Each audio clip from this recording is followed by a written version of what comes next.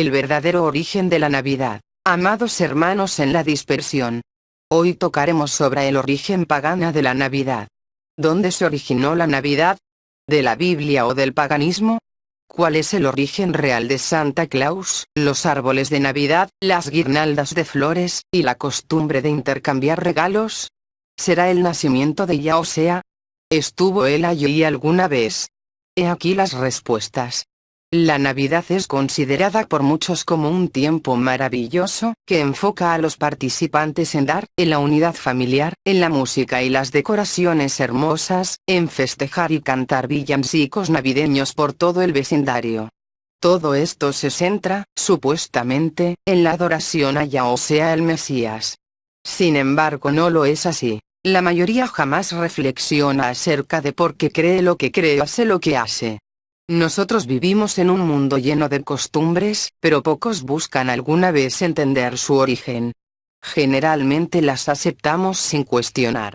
La mayoría de las personas básicamente hacen lo que todos los demás hacen, porque es fácil y natural. Examinemos cuidadosamente las raíces de la Navidad. Veamos por qué las personas siguen las costumbres asociadas a esta. ¿Por qué es celebrada el 25 de diciembre? Origen pagano. Casi todos los aspectos de la observancia de la Navidad tienen sus raíces en la costumbre romana y en la religión. La primera referencia a la Navidad que marcó el 25 de diciembre viene del segundo siglo después del nacimiento de Yaosea. Se considera, de igual manera, que las primeras celebraciones de la Navidad fueron en reacción a la Saturnalia romana, un festival de cosecha que marcaba el solsticio de invierno, el regreso del sol, y honraba a Saturno, el dios de la agricultura. La Saturnalia era un tiempo de alboroto, al cual se oponían hasta los más austeros líderes en la aún minoritaria secta cristiana. Según dice un erudito, la Navidad se desarrolló como un medio para reemplazar la adoración del sol, del inglés sun, con la adoración del hijo, del inglés son. Nota: en inglés sol se traduce sun e hijo se traduce son. Ambas palabras se pronuncian igual. Para el año 529 después de Cristo, después que el cristianismo se hubiera convertido en la religión oficial del Estado en el Imperio Romano, el emperador Justiniano hizo de la Navidad una festividad cívica. La celebración de la Navidad llegó a su cúspide, algunos dirían que a sus peores momentos en el período medieval, cuando se convirtió en un tiempo para consumo conspicuo y juerga incomparable. Considere estas citas de la Enciclopedia Católica, edición de 1911, bajo el título Navidad. La Navidad no estaba entre los primeros festivales de la Iglesia. La primera evidencia de esta fiesta es de Egipto. Además, las costumbres paganas que se centran alrededor de las calendas de enero, gravitan alrededor de la Navidad. Bajo el título Día Natal, Orígenes, un antiguo autor católico, admitió: en las escrituras no se registra que alguien haya guardado una fiesta u ofrecido un gran banquete en su cumpleaños. La Navidad no era observada en los primeros siglos de la era primitiva, ya que la usanza general era celebrar las muertes de las personas notables, en lugar de su nacimiento. Una fiesta fue establecida en memoria de este evento, el nacimiento de Yaosea, en el siglo IV. En el siglo V, la Iglesia Occidental ordenó que la fiesta fuera celebrada en el día de los ritos del nacimiento del sol, y al cierre de la Saturnalia, ya que no existía conocimiento certero del día del nacimiento de Yaosea. Pasaron 300 años después del Mashiach antes que la Iglesia romana celebrara la Navidad, y no fue sino hasta el siglo V que fue ordenada su observancia en todo el imperio, como un festival oficial en honor a mal llamado Cristo. ¿Puede Yaosea ser honrado con la Navidad? La justificación más común que alguien escuchará respecto a la Navidad es que las personas han reemplazado las antiguas costumbres e intenciones paganas al afirmar que ahora se están enfocando en Yaosea.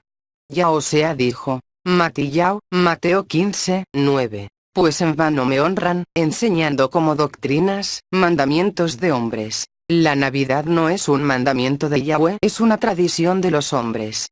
Yaosea continuó. Marcos 7, 9. Bien, validáis el mandamiento de Yahweh para guardar vuestra tradición.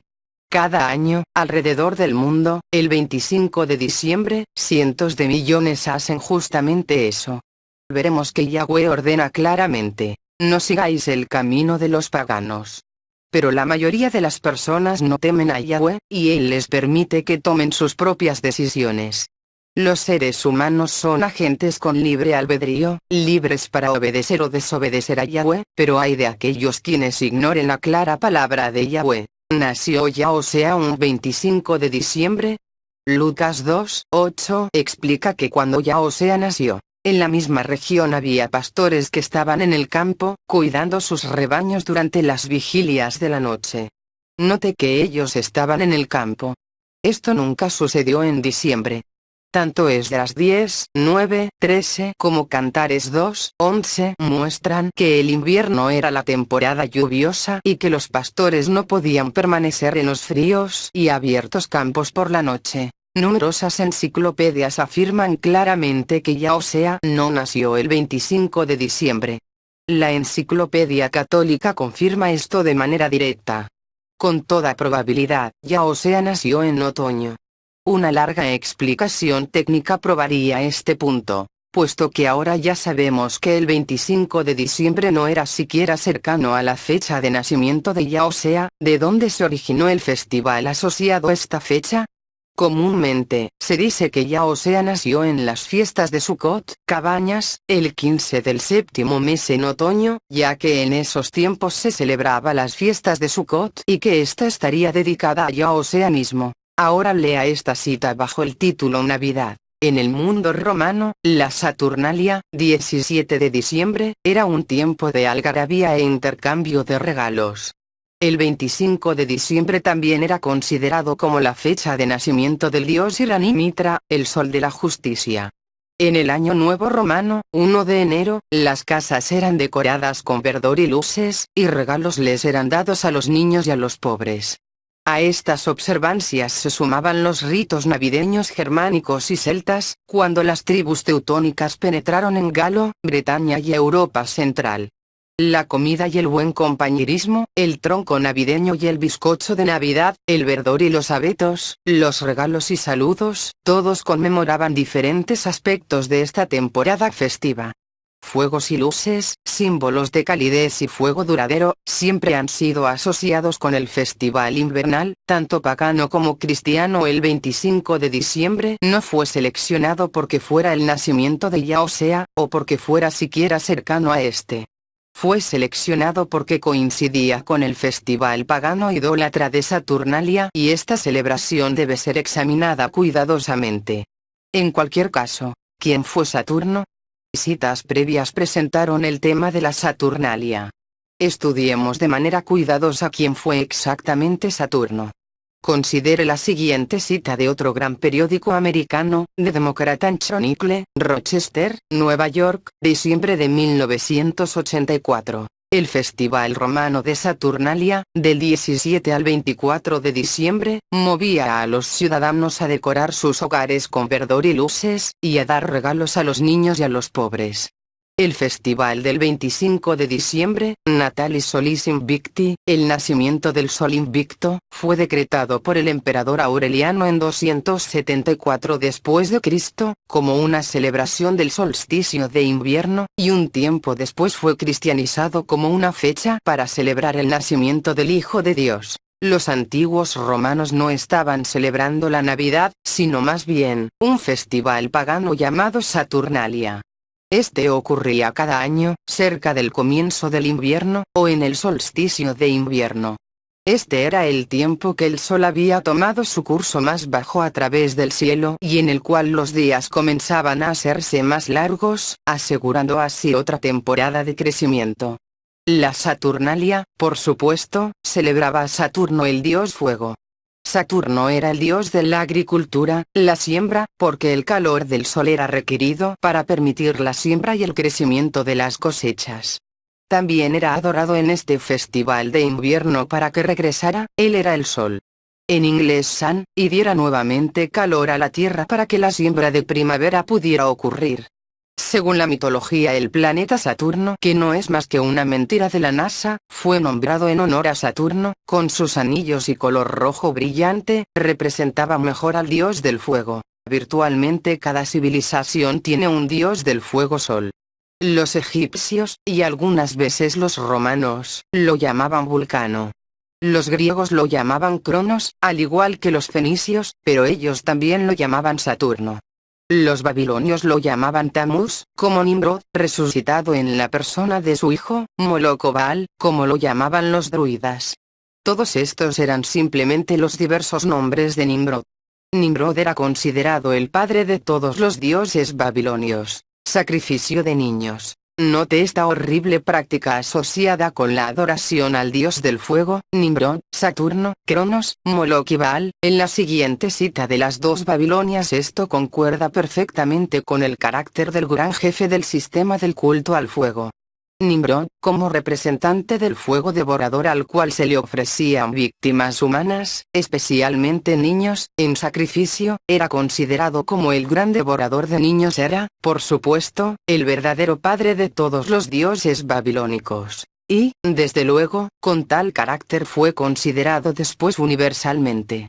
Como padre de los dioses recibió, como hemos visto, el nombre de Cronos. Y todos saben que la historia clásica de Cronos era justamente de que él devoraba a sus hijos tan pronto como nacían. Esta leyenda tiene un significado más amplio y profundo, pero aplicada a Nimrod, o el cornudo, solo se refiere al hecho de que, como representante de Moloch o Baal, las ofrendas más aceptables en su altar eran los niños. Tenemos una amplia y triste evidencia sobre este asunto por los relatos de la antigüedad. Los fenicios, dice Eusebio, sacrificaban todos los años a sus amados hijos unigénitos a Cronos o Saturno. Pero, ¿por qué era necesario el sacrificio humano para la adoración de este terrible dios? ¿Qué posible bien podían pensar los seres humanos que había en asesinar a sus propios hijos? Continuando. Quien se acercara al fuego, recibiría una luz de divinidad y a través del fuego divino todas las manchas producidas por generaciones podían ser purgadas. Por tanto, Yirmiyahu Jeremías 32:35, hicieron pasar por el fuego sus hijos y sus hijas a Moloch. Por increíble que parezca, los seres humanos engañados realmente creían que estaban agradando a su Dios al sacrificarles a sus propios hijos pequeños e inocentes. Ellos creían que el fuego los purificaba del pecado original. La doctrina pagana de pasar tiempo en el purgatorio para purgar el alma de todo pecado se deriva de esta creencia. ¿Quién fue Nimrod? Debemos ver ahora más de cerca quién fue esta figura bíblica, Nimrod. Ya lo hemos visto como uno de los dioses falsos originales de la historia, pero, ¿qué más se puede aprender? Bereshit, Génesis 10:9 dice de Nimrod. Este fue vigoroso cazador delante de Yahweh. Por eso se dice, como Nimrod, valiente cazador ante Yahweh. Bajo muchos nombres, el primero y quizás el mayor rebelde de la humanidad ha sido adorado a través de la falsa religión. La antigua Israel siguió fallando sirviendo a los muchos falsos dioses que Nimrod representaba. Ezequiel 8:13-14 registra un cuadro de las mujeres de Israel endechando a Tamuz. Este Tamuz, el dios del fuego, era considerado ser Nimrod y la etimología de la palabra misma es fascinante. Tam significa a ser perfecto y mus fuego. El significado es claro a la luz de lo que ya hemos aprendido. A propósito, en la guerra tormenta del desierto entre Irak y Kuwait, Saddam Hussein nombró a uno de sus misiles Tamuz. Él ciertamente entendía que su significado incluía fuego, quemados a Moloch. Veamos cómo el pueblo de Israel adoró a Baal Moloch una vez que se apartó de Yahweh. Yirmiyahu, Jeremías 32:35. Y edificaron lugares altos a Baal, los cuales están en el valle del hijo de Hinnom, para hacer pasar por el fuego sus hijos y sus hijas a Moloch. Lo cual no les mandé, ni me vino al pensamiento que hiciesen esta abominación. Yahweh mismo dice que tales abominaciones jamás entraron siquiera a su mente. Yirmiyahu, Jeremías 7:31. Y edificaron lugares altos a Baal, para quemar con fuego a sus hijos en holocaustos al mismo Baal, cosa que no les mandé, ni hablé, ni me vino al pensamiento. Por tanto, he aquí vienen días, dice Yahweh, que este lugar no se llamará más Tofet, ni valle del hijo de Beinom, sino valle de la matanza. Yemer Yao, Jeremías 19, 5, 6. Ata este valle de Tofet o Beinom con esta práctica. Conecta a Tofet y Nom con el sacrificio de niños. Tofet significa el tambor. Los tambores se tocaban para ahogar los gritos de las víctimas en las llamas. Muchas personas han escuchado de los druidas. Pocos saben quiénes y qué fueron. Nos referiremos a ellos más adelante y los ataremos a otras prácticas cristianas bien conocidas. Debemos establecer primero su rol histórico en los sacrificios humanos. Julio César es la más conocida fuente de información sobre los druidas. Esto viene de la Enciclopedia Británica. Esta cita, bajo druidas, explica claramente quiénes fueron. Druidas, la clase docta entre los antiguos celtas, cuyo nombre significa conocer, o encontrar, el roble. Ellos parecen haber frecuentado bosques de roble y haber actuado como sacerdotes, maestros y jueces. Los primeros registros conocidos de los druidas vienen del tercer siglo antes de Cristo. Los druidas se encargaban de los sacrificios públicos y privados, y muchos hombres jóvenes iban a ellos por instrucción. Ellos juzgaban todas las disputas públicas y privadas y decretaban la penalización. El principio doctrinal de los druidas era que el alma era inmortal. Ellos ofrecían víctimas humanas por aquellos que estaban gravemente enfermos o en peligro de muerte en batalla. Grandes imágenes de mimbre eran llenas de hombres vivos y luego quemadas. Aunque los druidas elegían a criminales de preferencia, ellos sacrificaban víctimas inocentes si era necesario. El nuevo pacto está lleno con la condenación de Yahweh para Israel por la práctica de las costumbres de las naciones que las rodeaban, y estamos reuniendo hechos importantes que revelan un cuadro estremecedor. ¿Quién es Santa Claus? Santa Claus viene de San Nicolás.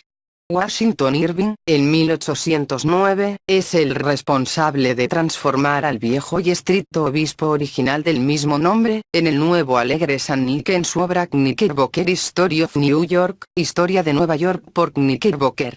La mayoría de las otras tradiciones navideñas de América son aún más recientes que esta.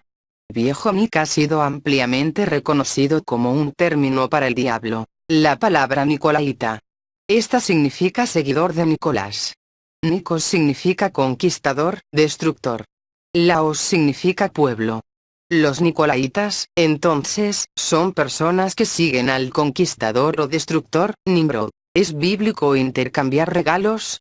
Los comerciantes reportan regularmente que más del 60% de sus ventas anuales al menudeo ocurren durante la temporada de compras navideñas. Esto representa una tremenda cantidad de compras de regalos. La mayoría hoy cree que dar regalos viene del ejemplo bíblico de los 3 magos. La Biblia no da número, quienes le presentaron regalos a Yahosea. ¿Es esto cierto?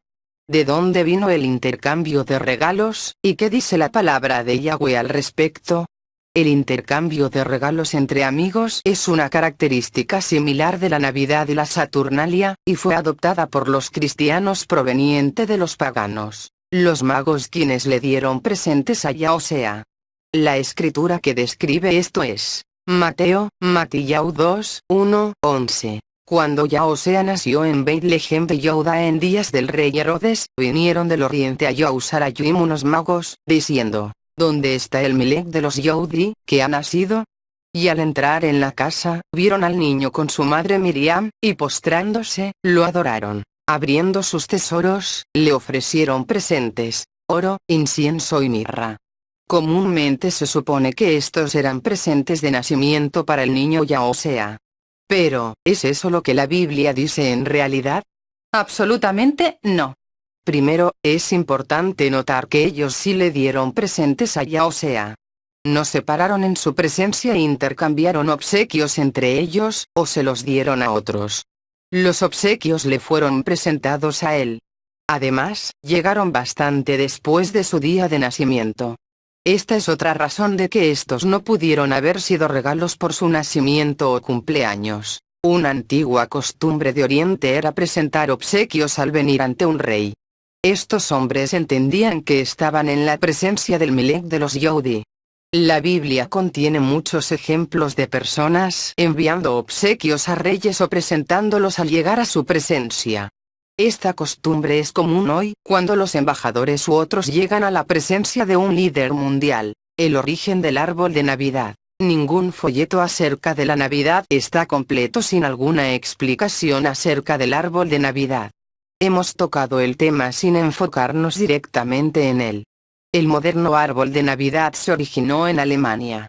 Pero los germanos lo obtuvieron de los romanos, quienes lo obtuvieron de los babilonios y egipcios. Lo siguiente demuestra lo que creen los babilonios acerca del origen del árbol de Navidad. Una antigua fábula babilónica habla de un árbol de hoja perenne, el cual brotó de un tronco muerto. El viejo tronco simbolizaba a Nimrod muerto, el nuevo árbol de hoja perenne simbolizaba que Nimrod había vuelto a la vida en Tamuz. Entre los druidas, el roble era sagrado, entre los egipcios era la palma, y en Roma era el abeto, el cual era decorado con cerezas rojas durante la Saturnalia. La mayoría de aspectos de la Navidad no son descritos en la Biblia. Por supuesto, la razón es porque no son de Yahweh, no forman parte de la forma en que Él quiere que la gente le adore. El árbol de Navidad, sin embargo, es mencionado en la Biblia de manera directa. Yirmiyahu, Jeremías 10, 2, 5. Así dijo Yahweh: no aprendáis el camino de las naciones. Porque las costumbres de los pueblos son vanidad. Porque leño del bosque cortaron, obra de manos de artífice con buril.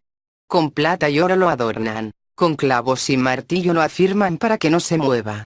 Derechos están como palmera, y no hablan, son llevados, porque no pueden andar. No tengáis temor de ellos, porque ni pueden hacer mal, ni para hacer bien tienen poder. Esta descripción del árbol moderno de Navidad es clara. Yahweh se refiere a este de manera directa como el camino de los paganos. De una manera igualmente directa, le ordena a su pueblo que no aprenda del camino de las naciones, llamando vanas estas costumbres.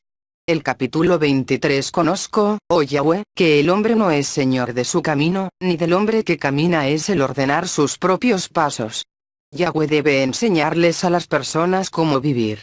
El hombre simplemente no puede entender los caminos de Yahweh por sí mismo. El origen de las guirnaldas, los troncos navideños. El tronco navideño era usado comúnmente en un rito de adoración de naturaleza teutónica.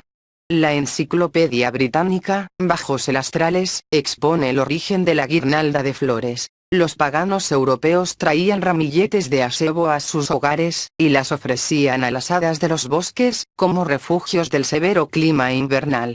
Durante la Saturnalia, el festival romano de invierno, ramas de acebo eran intercambiadas como símbolo de amistad. Los más antiguos cristianos romanos aparentemente usaban el acebo como una decoración en la temporada navideña. Las frutas navideñas también eran consideradas sagradas para el dios Sol. El tronco del sol del inglés Sunlock vino a ser llamado tronco navideño del inglés Yule log. Como nota, en inglés a la Navidad también se le llama Yule. Esto simplemente significa rueda, lo cual ha sido por mucho tiempo la representación del sol. Deuteronomio establece un contexto importante. Yahweh dice claramente, Deuteronomio, Devarim 12, 2, 4. Destruiréis enteramente todos los lugares donde las naciones que vosotros heredaréis sirvieron a sus dioses, sobre los montes altos, y sobre los collados, y debajo de todo árbol frondoso. Derribaréis sus altares y sus imágenes de Asera consumiréis con fuego. No haréis así a Yahweh vuestro Elohe. Una vez más, vamos a examinar más de cerca la verdadera historia y los orígenes de algunas de las costumbres de la Saturnalia que aún se practican hoy.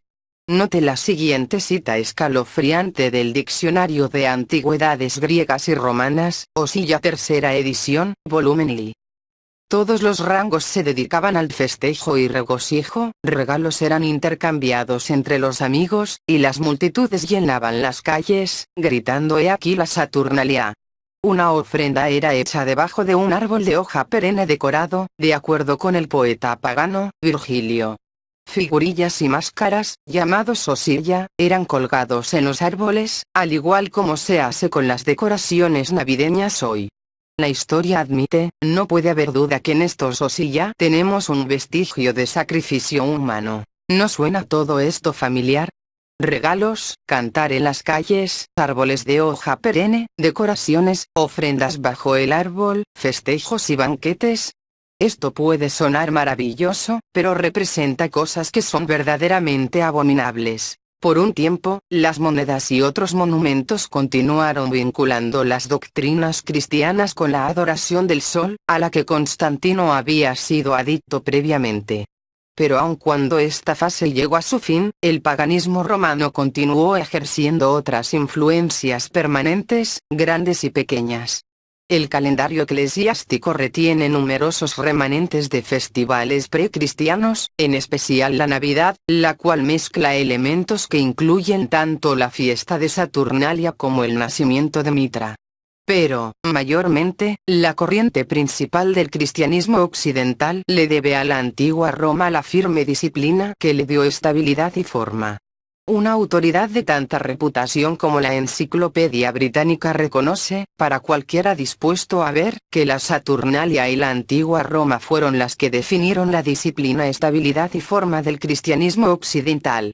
Cuánto dependía la fecha de la festividad, Navidad, de la Brumalia pagana, 25 de diciembre, que seguía a la Saturnalia, 17-24 de diciembre, y celebraba el día más corto del año y el nuevo sol. No puede ser determinado con exactitud. La Saturnalia pagana y la Brumalia estaban muy profundamente arraigadas en la costumbre popular como para ser puestas a un lado por la influencia cristiana.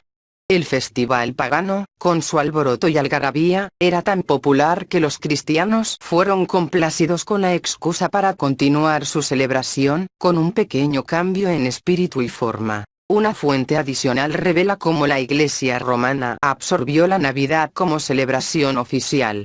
La Enciclopedia Británica, edición de 1946, afirma: la Navidad no estaba entre los más antiguos festivales de la Iglesia. Ciertos latinos, ya en el año 354, pudieron haber transferido el nacimiento del 6 de enero al 25 de diciembre, que era entonces una fiesta del mitraísmo o el nacimiento del sol invicto.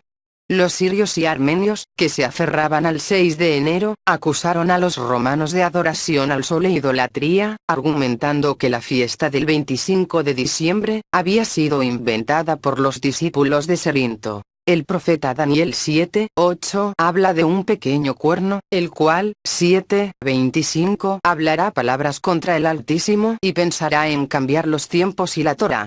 Este pequeño cuerno es una gran autoridad religiosa que intenta imponer su propia perspectiva de las fechas y celebraciones a un mundo confiado, en lugar de la clara instrucción de Yahweh. Y es la gran ramera la Iglesia Católica, en sí el cristianismo, sus ramas que se salieron pero que están volviendo a unirse. La palabra hebrea traducida como cambiar significa transformar, alterar o establecer. La palabra traducida como tiempos significa, moed, ocasión señalada, temporadas o tiempos. La palabra hebrea traducida como Torá significa decretos o leyes de Yahweh. Al ser puestas juntas, la frase se refiere a una autoridad que intenta transformar las ocasiones señaladas y las temporadas dentro de la Torá de Yahweh. Ciertamente, la Navidad es un gran ejemplo de cómo esto ha sido hecho. La instrucción de Yahweh ha sido reemplazada con las tradiciones religiosas de los hombres. El verdadero Mashiach nunca estuvo y nunca estará en la Navidad. Él no puede ser puesto de vuelta en un lugar donde nunca ha estado.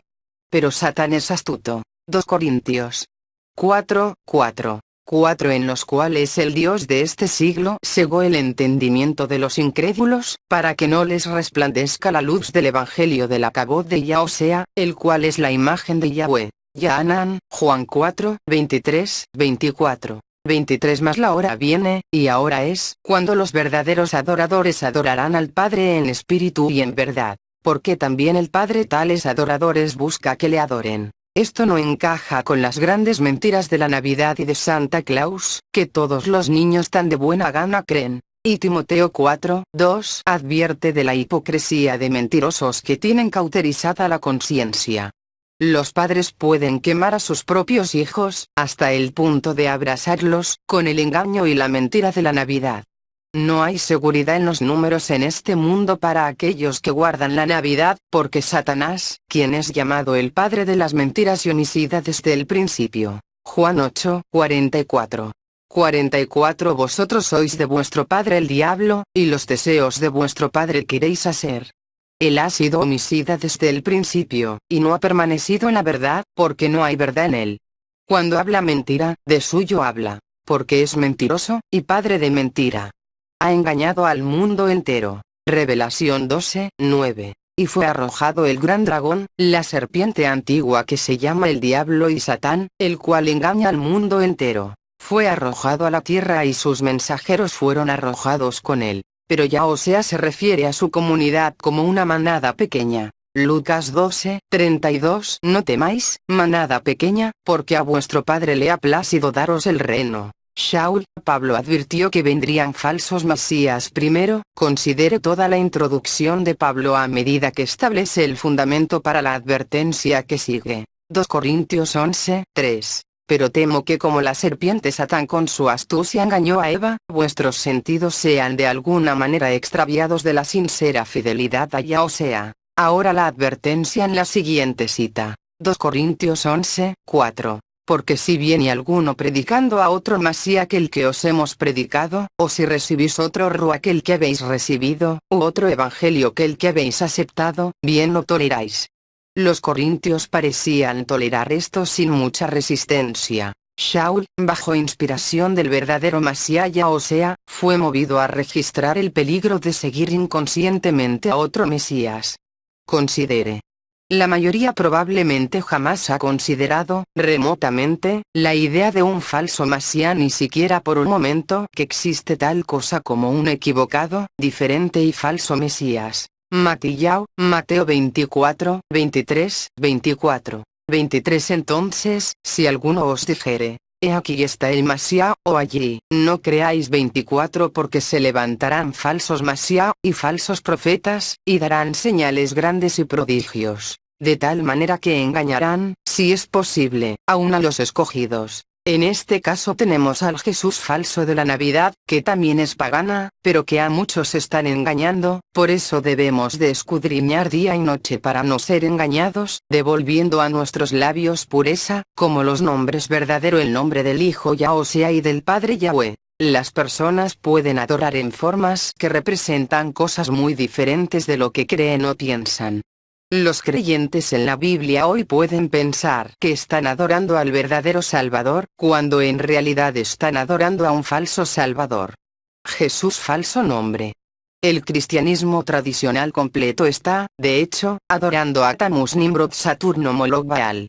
El énfasis moderno en Madre Hijo, María Jesús, incluyendo la adoración a María por millones, es un paralelo con Nimrod y su madre, Semiramis, que no puede ser pasado por alto. Por último, examinemos lo que Yahweh le dijo a su pueblo debía hacer, y el camino que debía enseñar a sus hijos. Los seres humanos no quieren obedecer a Yahweh. Romanos 8, 7. Por cuanto los designios de la carne son enemistad contra Yahweh, porque no se sujetan a la Torá de Yahweh, ni tampoco pueden. Ellos preferirían seguir su propia imaginación. Ellos no entienden que Yahweh quiere que sus vidas vayan bien. Él quiere que la felicidad, gozo y bendiciones fluyan en las vidas de las personas. Todo esto es resultado de obedecerle a Él. Yahweh inspiró a Mosé para advertir a los padres de la grave responsabilidad que tienen en qué y cómo enseñan a sus hijos, y cómo se lo enseñan.